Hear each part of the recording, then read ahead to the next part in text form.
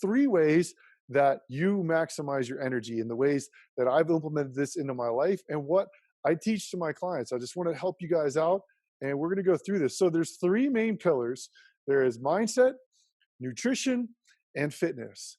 And those are in the order because that's the order of importance that I believe.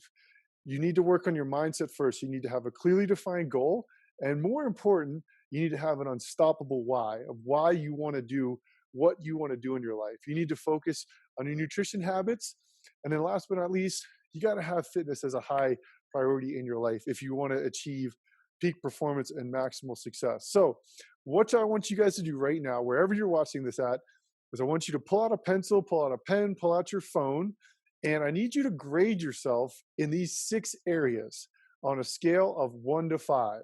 So 1 is being least, 5 being the best on your environment, on your sleep, on your mindset, on your nutrition, on your movement, which movement is going for a walk, getting out and going for a hike, whatever that looks like, and also your actual strength training, your workouts. And then last but not least, on your stress. The reason I put stress last is because on this scale, high stress would be a 5, low stress would be a 1. So if you watch this on the replay, wherever you're at, pull that pen out right now and do this exercise. If you need to go back and watch this again to get these, I want you guys to categorize yourself because what you're going to do once you get done with this is it's going to give you a concrete where you need to improve the most. When I first did this exercise, my lowest numbers were on my environment and my sleep. And the cool thing was I realized that my environment was affecting my sleep. So when I adjusted my environment, my sleep immediately improved. So environment is always the first place you start in this as well. Radically shifted my perspective when I realized that that's where you need to start. Don't start with your nutrition. Optimize your environment first and foremost. So once you get done with that, categorize this because you're going to go back and do this again every 4 weeks, every 6 weeks. It's going to give you something to see and track your progress on. That's why we need to know the numbers on everything. So the reason why I put fitness last in the 3 pillars of health was because it's the 80-20 rule. A lot of people want to start with their fitness first and foremost. They want to go to the gym, 5-6 days a week. They want to bust their butt, but that's great. However, the challenge is that if you don't focus on your mindset and your nutrition, that's the 80%. The 20% is the training. But the cool thing is the 20% of your training will motivate you for that 80%. So when you get a habit of fitness is what we call a keystone habit. Keystone habits mean something that you do that will have a trickle-down effect and either a positive or a negative effect in your life. Take drinking, for example. You go out and have too many drinks, you eat a big pizza, you wake up late the next day, and then you're playing catch up the whole day. That's a negative keystone habit. A positive keystone habit will be instead of going out and drinking, going to get a workout in. You still have that community, you still have the people around you. So then you wake up on time, you're more productive, you feel more energy, and you're much better. You're a better version of yourself.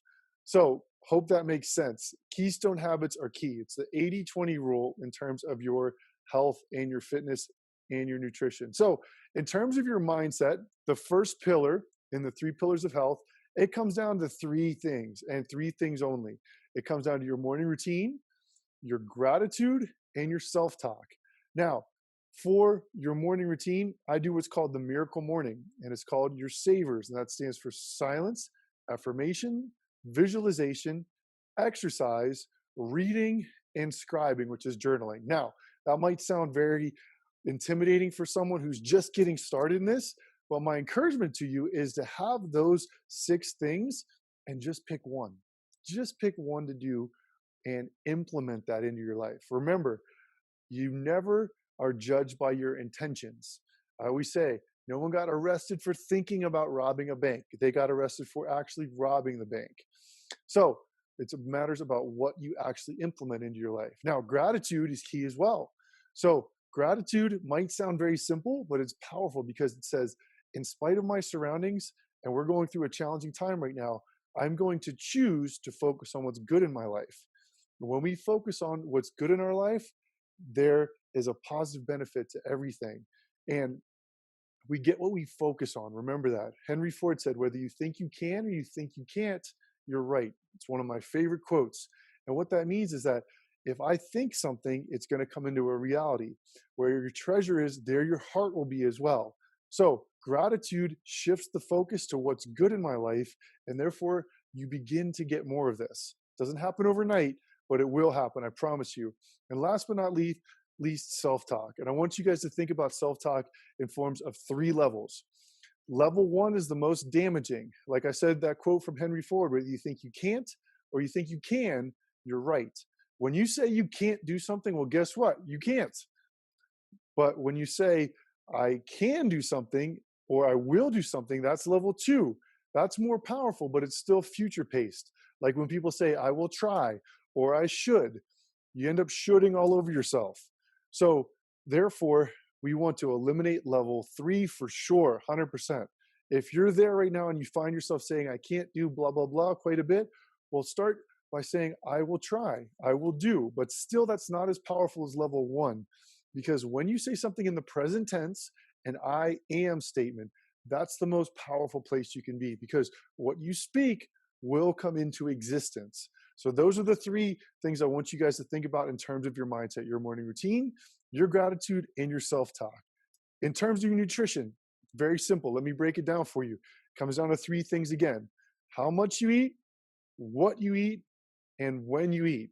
Now, a lot of people invert this and they want to try intermittent fasting and they want to work out like crazy. But the challenge is, if you don't understand your basal metabolic rate, which is the proper amount of calories you need to eat for your body, combined with your exercise and your movement, that's your basal metabolic rate. You need to understand that first and foremost. My genesis in this was that I was eating like I was playing football still. Played football till I was 29 years old. And I was eating like crazy. I didn't understand how much food to eat. Once I got that under control, I was able to find results in my life. Next, what to eat, guys. Understand your macronutrients and your micronutrients. Think your macronutrients are your proteins, your fats, and your carbs. Have those in the proper alignment. I always start my clients out on a 40% carb, 30% fat, and 30% protein. Now, everyone's different, and we require different levels of that.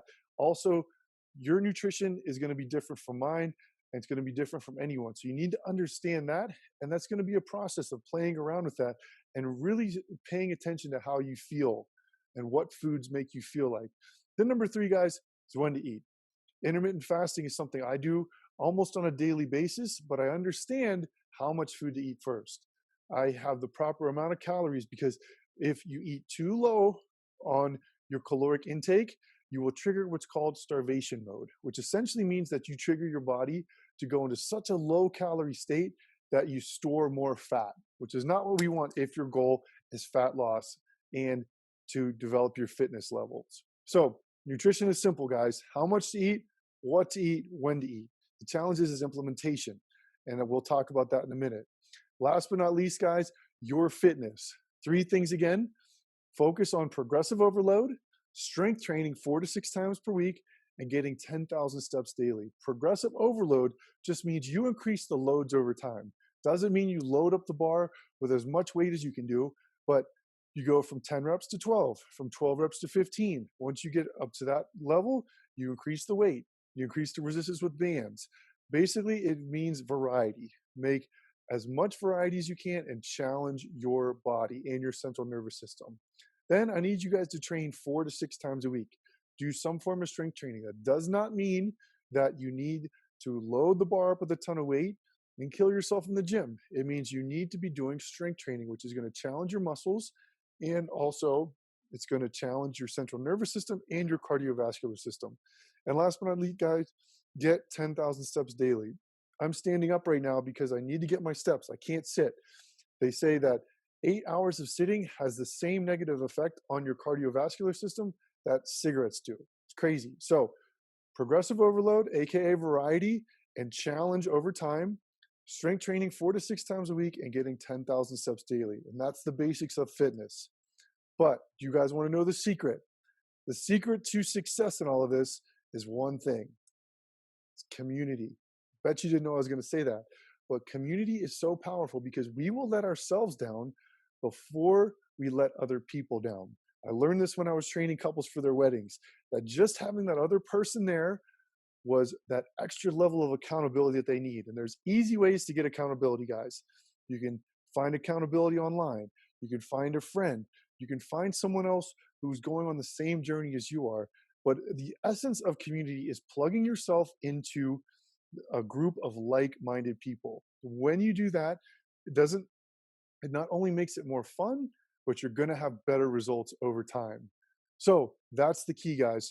Please, this is why I've created this community. This is why I love this so much, is because we are a community here. We're here to support each other, and we're here to make each other better and become the best versions of ourselves. So if you'd like to connect with me, guys, here's my phone number. Reach out to me directly, send me an email. And if you'd like my Game Ready manual, I need you guys to download that right there. And in the bottom of this post, there's a link to, if you need specific help in this, if you just like to reach out and build some community, I would love to do a call with you and not only give you that Game Ready manual, but also to give you some tools and gives you some tips in my workout program, where I'll give you my 10-minute workouts for a month for free. So please reach out if you guys have any questions. I hope this brought you value. Please share this with someone who needs to hear this, and we will become the best versions of ourselves. And let's be strong and let's be courageous. Love you guys.